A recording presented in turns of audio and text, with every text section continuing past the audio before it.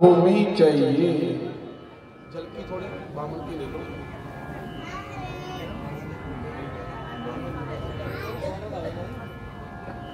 क्या चाहिए बोलो?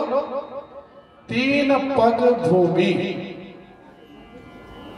भगवान को सभी से 3 पग ही चाहिए। आप भगवान के निमित्त 3 पग उठाओ, 3 कदम उठाओ तो समझ लो भगवान आपके और आप भगवान के। राजा बलि ने कहा भगवान क्या चाहिए? भगवान ने कहा 3 पग भूमि। बोले तेरे आपके चरण तो बड़े छोटे छोटे हैं, छोटे कदमों से कितनी ही भूमि दान ले सकते हैं आप मुझे आज्ञा दीजिए तो मैं आपको बहुत सी भूमि दान देता हूं। भगवान ने कहा नहीं, मुझे बहुत भूमि की अभिलाषा नहीं है, क्योंकि ब्राह्मण कभी लालची। ब्राह्मण क्या नहीं होना चाहिए? लालची नहीं होना चाहिए। लेकिन सच तो ये है, सच क्या है? ब्राह्मण लालची होता है, शेर आलसी होता है, और सर्प जो होता है ना वो भवीत होता है, डरता है, डरपोक होता है। यदि ये 3 लोग अपने दोष को छोड़ दें तो संसार में सारा संसार इनके आगे झुक जाता है। ब्राह्मण लोभ को छोड़े, शेर अपने आलस को छोड़े, और सांप जो होता है ना जिससे हम डरते हैं, वास्तव में सांप हमें क्यों डसता है? क्योंकि हम सांप से डरते हैं। लेकिन सच्चाई ये है कि सांप हमसे डरता है, इसलिए डसता है। सांप जो होता है वो डरपोक होता है, शेर आलसी होता है, ब्राह्मण लालची होता है। ये सिद्धांत है। भगवान ने कहा ब्राह्मण लालची नहीं होना चाहिए, इसलिए मुझे 3 पग ही भूमि दे दो। तो भगवान ने कहा अच्छा महाराज, तो आपके पग क्यों, मेरे पग ले लो, थोड़ी ज्यादा आ जाए। भगवान ने बोला नहीं महाराज, मुझे केवल अपने ही चरणों से 3 पग भूमि चाहिए, जिसमें मैं सो सकूं और बैठ सकूं, भजन कर सकूं। तो भगवान ने जो ही भिक्षा ये मांगा, वरदान मांगा, तो शुक्राचार्य ने कहा नहीं नहीं नहीं नहीं, इसको मत देना, क्योंकि ये कोई ब्राह्मण श्रामण, ये ब्राह्मण नहीं है, विप्रशिप्र नहीं है, ये तो भगवान नारायण है, जो देवताओं के काज को सिद्ध करने के लिए तेरे सामने ब्राह्मण वेश में खड़े हैं। राजा ने कहा गुरुजी, दाता एक राम।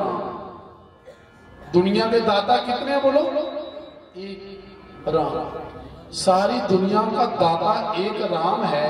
आज वही दाता मेरे द्वार पर भिक्षुक बनकर खड़ा है और आप बोलते हो मत दो।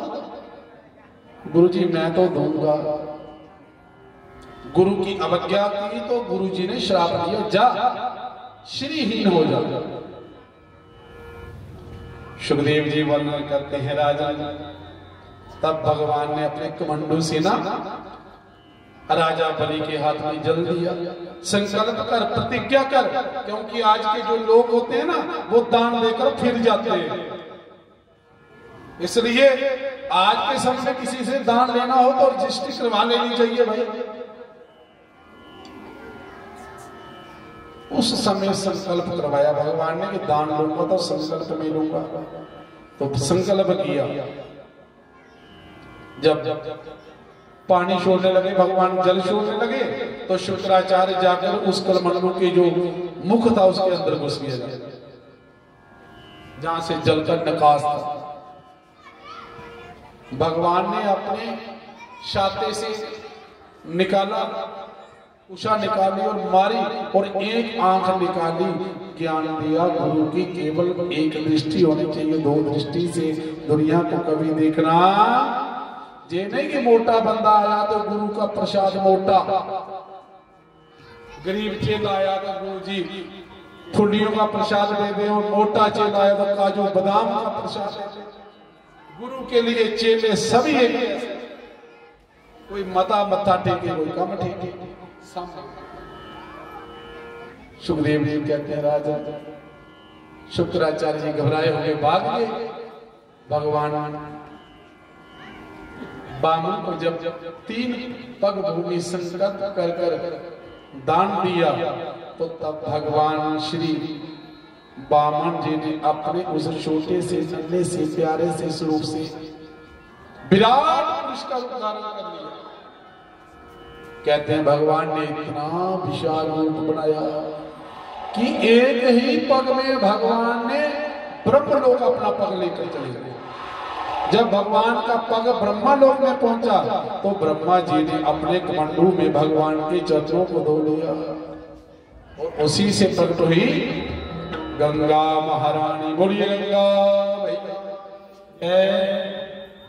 ब्रह्मा जी के कमंडलू में दूसरे पग में भगवान ने पतालोक छोड़ा ना पापा।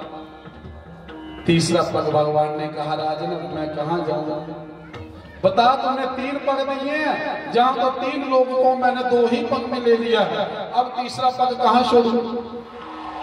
राजा पति ने कहा घबराते क्यों हैं, कहते हैं इस शरीर को भी एक लोक माना जाता है। बोलो हे प्रभु आप अपना चरण मेरे सर पे रखो, और मुझे अपनी शरण में ले लो राम।